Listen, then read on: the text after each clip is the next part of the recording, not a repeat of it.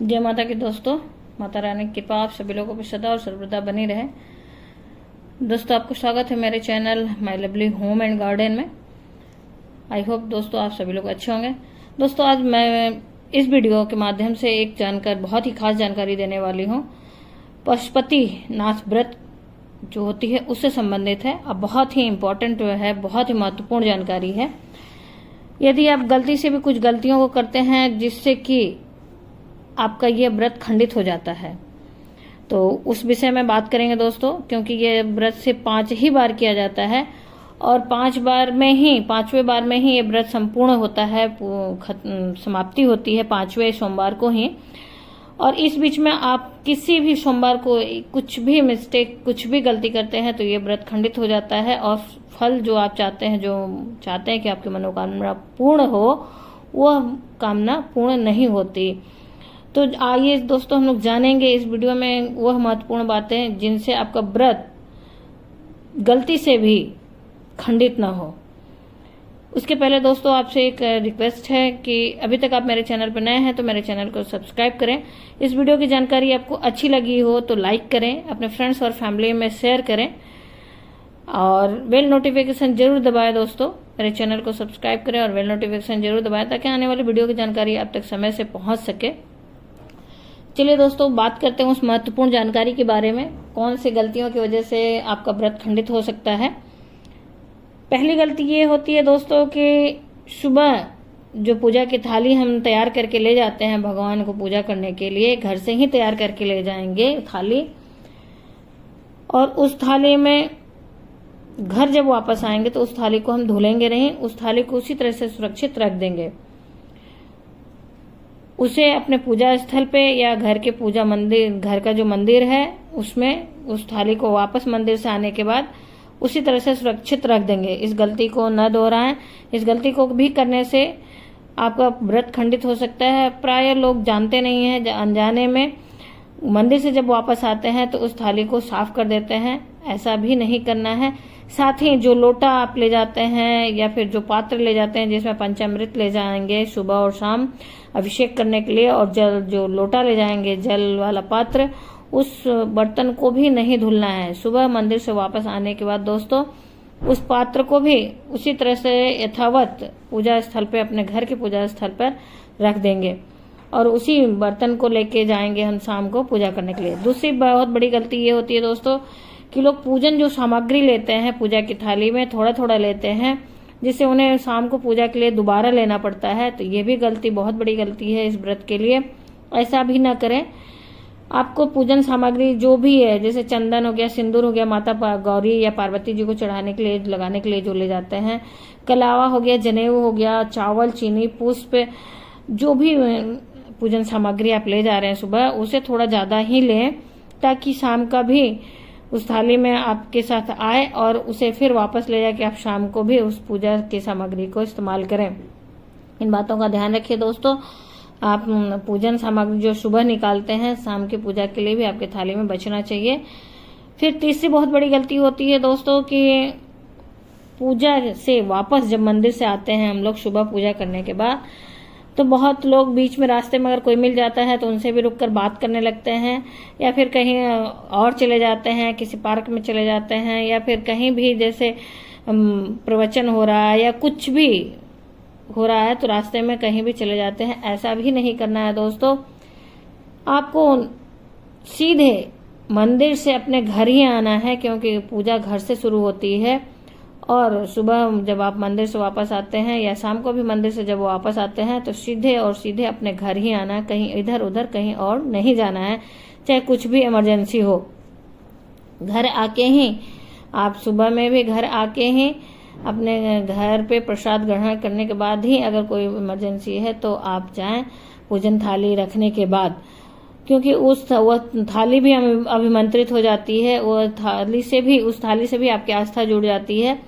3 बातों का ध्यान रखें दोस्तों। इसी प्रकार शाम को भी घर आने के बाद दीपक जला के भोग प्रसाद ग्रहण करने के बाद ही कोई अन्य कार्य करें। इन बातों का ध्यान रखें दोस्तों। चौथी बहुत बड़ी गलती ये होती है दोस्तों जिसकी वजह से उनका व्रत खंडित हो सकता है आपका, वह है कि मंदिर सभी व्रत की जो पूजा की जाती है, यदि आप कुछ इस व्रत में जो भी पूजा करेंगे आप, जो सभी जो 5 सोमवार व्रत का पूजा करना है, एक ही मंदिर से करना है, मंदिर नहीं बदलना है किसी भी इमरजेंसी में। ये ऐसा ना करें कि 3-4 व्रत एक मंदिर से किए, एक शिवाला से किए और लास्ट के या फिर कोई भी बीच का 1-2 व्रत का पूजा हम दूसरे किसी मंदिर या शिवालय से करें, ऐसा नहीं करना है। चौथी बहुत बड़ी गलती ये होती है कि लोग मंदिर बदल देते हैं किसी कारणवश अगर कहीं गए हुए हैं तो दूसरे मंदिर में पूजा कर लेते हैं। ऐसा भी नहीं करना है। ये पूजा आपको अपने घर से ही करना है और अपने घर के पास के जो भी शिवालय या मंदिर हो जहाँ पे आप जा सकते हैं, वहीं से लगातार पांचों व्रत की, 5 सोमवार के व्रत की पूजा सुबह शाम की एक ही मंदिर से और एक ही शिवालय से करना है दोस्तों। इस बात का ध्यान रहे। गलती से भी आप मंदिर न बदले दोस्तों, नहीं तो आपका व्रत खंडित हो सकता है।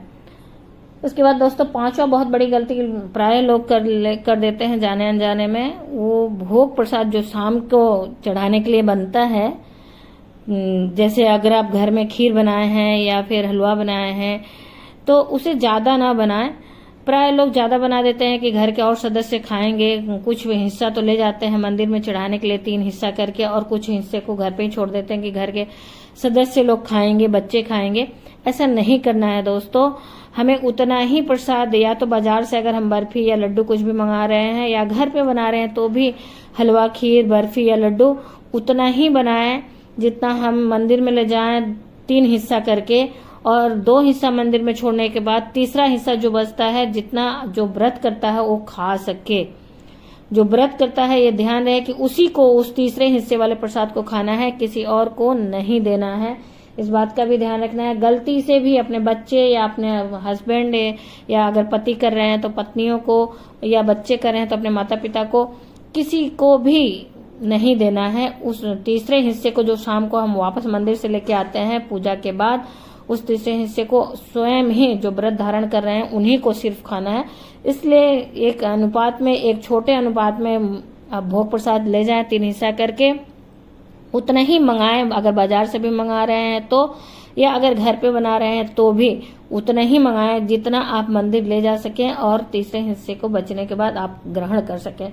बस इस बात का भी विशेष ध्यान रखें दोस्तों, वरना इससे भी आपका व्रत खंडित हो सकता है। आशा करते हैं कि आप इन बातों का जरूर ध्यान रखेंगे और सही सलामत अपने व्रत को पूरा करेंगे दोस्तों। फिर उसके बाद ये भी ध्यान रहे कि 3 हिस्सा करके ही प्रसाद हम ले जाएंगे और 2 हिस्सा मंदिर में छोड़ेंगे और 1 हिस्सा लाके उसे घर पे आके ग्रहण करेंगे। और एक बहुत बड़ी गलती होती है, छठी गलती ये होती है दोस्तों कि जो 6 दिया शाम को जलाने के लिए ले जाते हैं घर से, उसे मंदिर में जाके उसमें दीपक बाती रखते हैं और घी या तेल डालते हैं। ऐसा नहीं करना है दोस्तों। आपको थाली में घर से ही उस दीपक को सजा के लेके जाना है। उस थाली में घर से ही दीपक में बाती लगानी है और घी भर के ले जाना है। उस 6 दिए में सिर्फ जलाएंगे मंदिर में जाके, घर से जलाकर नहीं ले जाएंगे, मंदिर में जाके जलाएंगे। इस बात का भी ध्यान रखें दोस्तों कि हम दीपक जो है घर से तैयार करके ले जाएंगे। ऐसा गलती कभी ना करें। फिर उसके बाद में दोस्तों 7वीं गलती ये होती है दोस्तों कि लोग थाली में लेके जाते हैं दीपक को और 5 दीपक को तो बारी बारी से वहां उतार के जला देते हैं भगवान के पास मंदिर में शाम को, लेकिन छठे दीपक को थाली से नीचे उतारते ही नहीं है। तो ये 7वीं गलती है। आपको थाली से उतार के अपने छठे दीपक को भी मंदिर में रखना है कुछ देर, फिर वापस उसे आते वक्त अपने थाली में लेके आना है और फिर घर पे लाके जलाना है दोस्तों। तो इस बात को भी ध्यान रखें कि छठे दीपक को भी मंदिर में हमें उतार के कुछ देर रखना है, फिर वापस आते वक्त लेके आना है। और 8वीं गलती ये होती है दोस्तों कि हम दीपक जलाते वक्त अपनी मनोकामना नहीं बोलते हैं। तो ये ध्यान रखें कि हर एक दीपक को जलाने के बाद अपनी मनोकामना को बोले। एक दीपक जलाएं और एक बार अपनी मनोकामना बोलें। इस प्रकार से 5 दीपक जलाएं और 5 मनोकामना अपनी वहां पे बोले 5 बार। ये भी बहुत बड़ी गलती कर देते हैं लोग, तो इसका भी ध्यान रखें कि आपका व्रत खंडित न हो। उसके बाद 9वीं गलती ये करते हैं लोग भोग प्रसाद जो है रात में लाते हैं, जो तीसरा हिस्सा जो लाते हैं भोग प्रसाद, उसे घर लाके, घर पे जब दीपक जला लेते हैं अपने द्वार के पास, तो घर में जब प्रवेश कर जाते हैं तो उसे घर पर लाके पहले कुछ और वस्तुओं का ग्रहण करते हैं, फिर उस भोग प्रसाद को ग्रहण करते हैं। तो दोस्तों ऐसा भी नहीं करना है।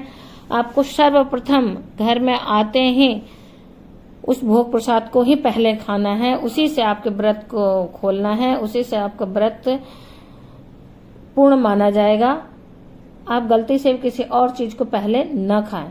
सर्वप्रथम जो तीसरा हिस्सा भोग प्रसाद का आप लेके आए हैं उससे पूरा खा लें, फिर कुछ भी और खाएं। इस बात का भी ध्यान रखें दोस्तों, ऐसा कभी भी न करें, चाहे वो खीर हो, चाहे हलवा हो, चाहे बर्फी हो, चाहे लड्डू हो, चाहे जो भी आप भोग प्रसाद ले गए रहते हैं मंदिर में, उसी से आपको व्रत खोलना है। फिर उसके बाद ही कोई अन्य घर का अन्न या फिर फलाहार अगर आप रखते हैं तो फलाहार ग्रहण करना है दोस्तों।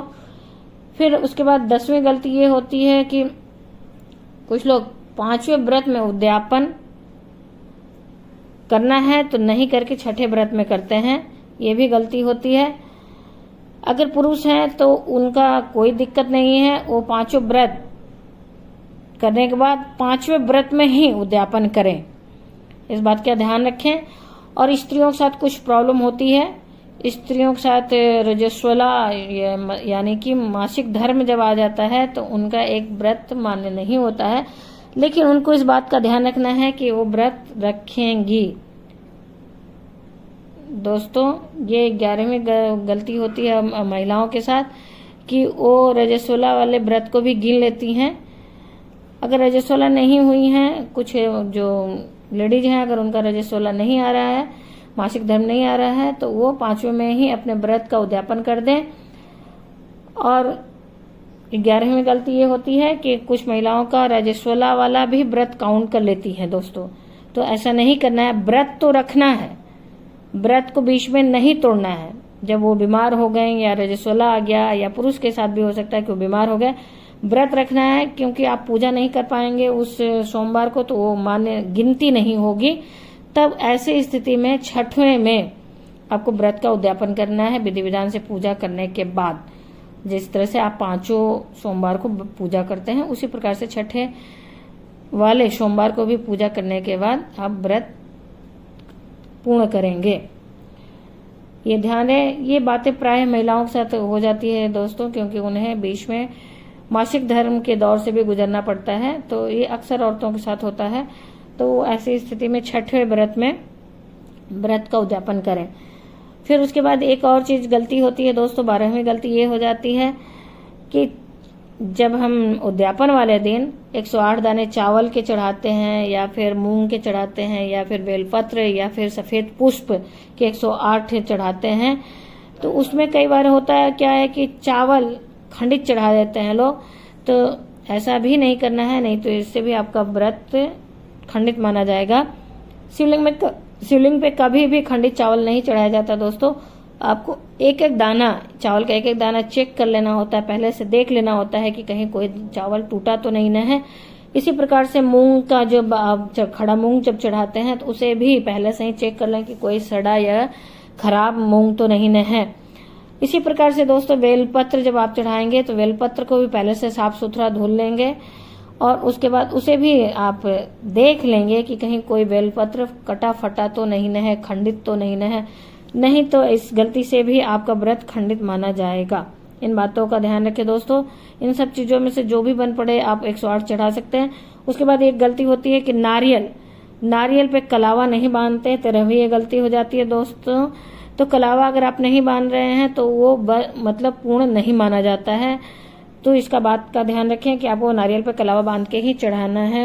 उद्यापन वाले दिन जो मंदिर में हम लोग छोड़ेंगे नारियल, उस पर कलावा बांध के ही ले जाएंगे।